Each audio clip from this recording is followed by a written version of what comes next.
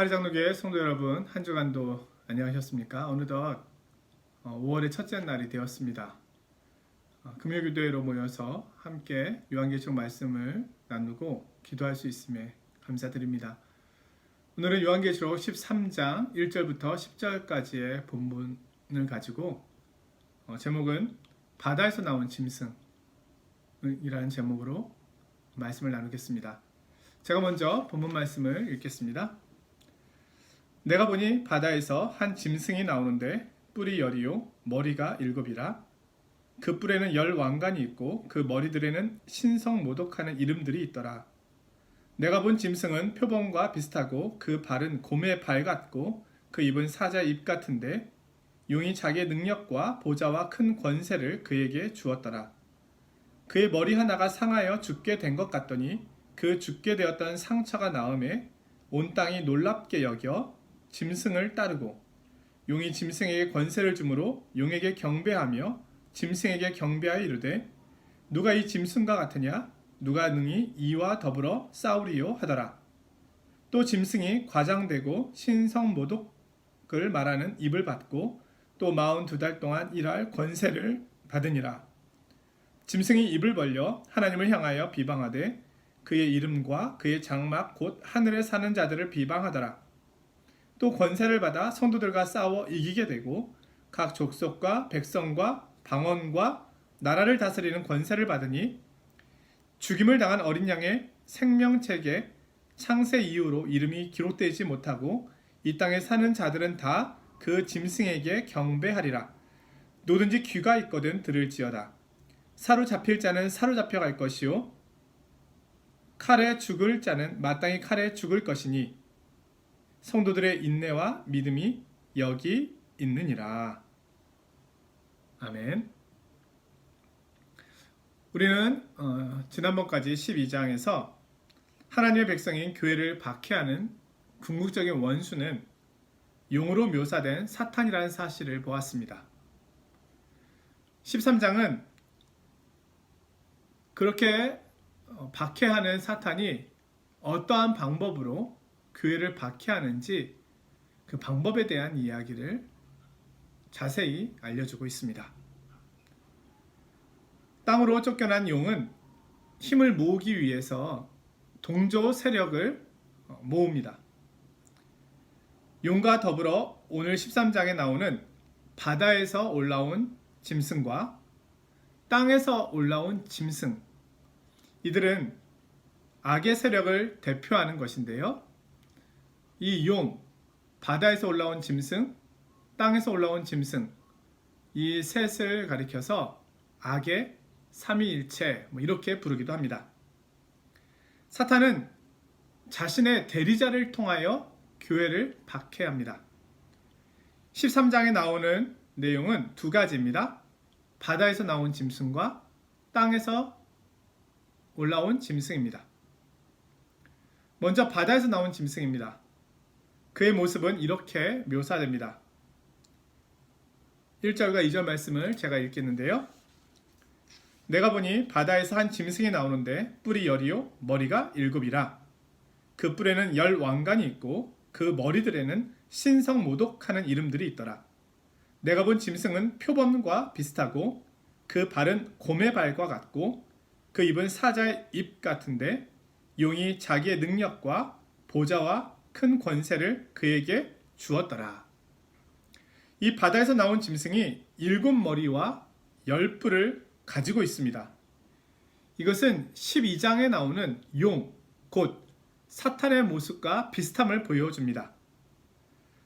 다시 한번 저희가 살펴보면요, 12장 3절에 사탄이라고 불리우는 용의 모습이 묘사되어 있습니다. 뿔이 열이요, 머리가 7이요, 그 여러 머리에 7왕관을 썼다. 오늘 바다에서 나온 짐승의 모습은요, 뿔이 열이요, 머리가 7이요, 그 뿔에는 10왕관이 있다. 이것은 용과 바다에서 올라온 짐승이 밀접한 관계가 있음을 보여줍니다. 용은 성부 하나님을 모방한 것으로 바다에서 나온 짐승은 그리스도를 모방한 것으로 봅니다. 바다에서 나온 짐승과 그리스도를 비교하면 다음과 같은 유사점이 있는데요. 한번 설명해 보겠습니다. 먼저는 그리스도가 하나님의 형상인 것처럼 짐승도 용의 모습을 그대로 닮았습니다. 둘째, 그리스도가 머리에 많은 왕관을 쓴 것처럼 요한계시록 19장 12절에 묘사되어 있거든요. 그런데 마찬가지로 짐승도 10개의 왕관을 쓰고 있습니다. 세 번째로 그리스도가 성부 하나님으로부터 능력, 보좌, 권세를 받은 것처럼 이 짐승도 용으로부터 능력, 보좌, 권세를 받습니다. 네 번째로 그리스도가 죽음에서 부활한 것처럼 짐승도 상하여 죽게 되었다가 다시 살아납니다. 그러나 이것은 거짓입니다. 주님은 완전히 죽으셨다가 부활하셨습니다. 하지만 짐승은 상처를 입었다가 살아났습니다. 이것은 흉내를 내는 것을 말합니다. 다섯 번째로 성부 하나님과 예수 그리스도께서 경배를 받으셨던 것처럼 용과 짐승이 경배를 받습니다. 여섯 번째, 그리스도께서 짐승과 싸우듯이 짐승은 성도들과 싸웁니다. 일곱 번째, 그리스도가 나라와 족속과 백성과 방언을 다스리듯이 짐승도 나라와 족속과 백성과 방언을 다스립니다. 이 짐승에 대한 배경은 다니엘 7장에 이미 언급이 되어 있습니다. 다니엘서 7장에는 네 짐승에 대한 이야기가 나오는데요. 천사는 다니엘에게 네 짐승이 무엇인지에 대하여 설명해 줍니다. 다니엘서 7장 1절에서 3절 말씀을 제가 읽겠습니다.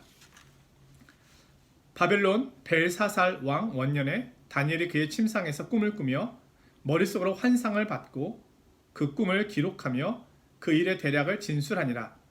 다니엘이 진술하여 이르되 내가 밤에 환상을 보았는데 하늘에 네 바람이 큰 바다로 몰려 불더니 큰 짐승 넷이 바다에서 나왔는데 그 모양이 각각 다르더라. 자, 이에 대하여 다니엘서 7장 17절에 천사의 설명이 있습니다. 그 네 짐승은 세상에 일어날 네 왕이라. 짐승은 나라를 상징하기도 하고 나라의 대표인 왕을 상징하기도 합니다. 고대에는 왕국이었으므로 곧 왕국을 대표하며 왕국은 곧 왕으로 대표됩니다. 이 바다에서 나온 네 마리의 짐승은 다니엘이 포로로 끌려갔던 바벨론 제국으로부터 시작해서 예수님이 초림하실 때까지 하나님의 백성 이스라엘을 지배했던 고대 중동 지방의 네 제국을 상징합니다. 그것은 우리가 알고 있는 것처럼 바벨론, 그리고 페르시아, 헬라, 로마 제국입니다. 이 네 제국을 짐승으로 묘사한 이유는 이 네 제국이 모두 하나님의 백성을 식민지로 삼아 다스린 나라들이기 때문입니다. 요한계시록 13장에 나오는 바다에서 나온 짐승은 다니엘 7장에 나오는 네 마리의 짐승을 모두 종합해 놓은 특징을 가지고 있습니다. 이것은 바다에서 나온 짐승도 하나의 제국이며 하나님의 백성인 교회를 박해하는 통치자를 묘사하는 것입니다. 바다에서 나오는 짐승은 요한계시록을 기록할 당시에는 로마 제국과 황제를 상징합니다. 특히 교회를 최초로 박해했던 네로 황제를 모델로 합니다. 그러나 이 짐승은 로마 제국의 네로 황제만이 아니라 모든 시대 교회를 박해하는 국가나 국가의 통치자들에 대한 상징입니다. 본래 국가는 하나님이 세우신 것입니다. 하나님께서 국가의 통치자들에게 악을 제어하고 선을 장려하도록 하기 위하여 권세를 주셨습니다. 그러나 사탄은 국가 권력을 하나님의 백성을 핍박하는 도구로 사용하기도 합니다.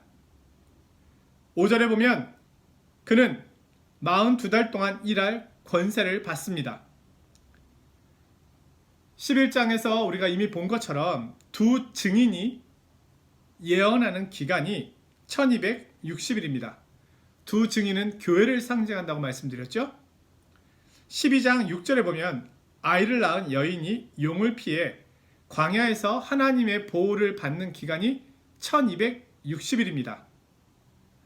아이를 낳은 여인은 예수 그리스도를 잉태하고 낳은 교회를 상징한다고 말씀을 드렸습니다. 12장 14절에서 아이를 낳은 여인이 용을 피해 광야에서 하나님의 보호를 받는 기간이 한때와 두때와 반때입니다. 또한 13장 5절 오늘 본문에서 바다에서 올라온 짐승이 활동하는 기간이 42달입니다. 여기에 등장하는 날들은 각기 다른 표현을 사용하고 있지만 모두 다 같은 기간을 의미하고 있습니다. 이것은 동일한 기간에 일어나고 있는 일들을 여러 가지 각도로 설명하고 있는 것입니다. 이 동일한 기간에 성전 밖 마당은 이방인들에게 질박히고 동시에 여인이 핍박을 받으나 보호되는 기간이며 또한 이 기간은 두 증인이 날마다 증언을 하는 기간이며 또한 짐승이 활동하면서 성도들을 박해하고 세상을 다스리는 기간이기도 한 것입니다. 이 기간은 예수님의 초림부터 예수님의 재림 사이의 기간입니다. 세상의 정부, 불경건한 세속적 당국자들과 권력자들은 하나님의 백성을 핍박해온 과거의 왕과 군주와 왕조들과 제국들과 정부들을 나타냅니다. 박해는 로마 제국과 함께 시작되었고 이 박해는 사실 오늘날에도 일어나고 있습니다. 죽임을 당한 어린 양의 생명책에 창세 이후로 이름이 기록되지 못하고 이 땅에 사는 자들은 다 짐승에게 경배하리라. 8절의 말씀인데요. 모든 이들이 어린 양의 생명책에 기록되지 못한 이들은 짐승에게 경배하고 있습니다. 그들은 자유자가 아닙니다. 무신론자가 아닙니다. 오늘 요한계시록은 생명책에 이름이 기록되지 아니한 그들은 짐승에게 경배하고 있는 것이라고 말합니다. 그러나 생명책에 이름이 기록된 성도들이 있습니다. 하나님께서는 그들을 구별하고 계십니다. 하나님께서는 교회를 보호하고 계십니다. 구원받은 성도들은 그들에게 경배하지 않습니다. 구원받은 성도들에게 있어서 경배의 대상은 오직 하나님과 예수 그리스도 그분입니다. 사랑하는 성도 여러분, 악이 강합니다. 세상이 만만하지 않습니다. 강합니다. 그 속에서 교회와 성도들은 신앙적인, 영적인 싸움을 치르고 있습니다. 그러나 오늘 말씀을 보면 하나님께서 분명하게 이들을 구별하고 계심을 보여줍니다. 교회와 성도들은 짐승에게 경배하지 않습니다. 그들은 하나님의 보호하심을 받고 있고 하나님만을 주로 섬기고 있습니다. 이 세상의 왕과 제국이 이 역사의 주인인 것 같아 보이지만 이 역사의 주인은, 권세자는 하나님이십니다. 그분이 오늘도 우리를 주장하고 계시고 이 세상의 역사를 붙잡고 계십니다. 코로나19 바이러스로 인하여 이후에 펼쳐질 세계의 모습은 이전과는 많이 다를 것이라고 이미 이야기가 나오고 있습니다. 그런 어떤 형태가 되던 우리가 염려하지 않고 평안할 수 있는 것은 이 세상의 역사는 코로나 이전과 코로나 이후 이 변화에 의하여 결정되는 것이 아니라 하나님께서 모든 세상의 역사와 세상 나라와 교회와 성도들의 주권자라는 것입니다. 어떤 형편에서도 우리를 보호하시고 우리를 인도하시는 이 하나님의 약속을 바라보기를 원합니다.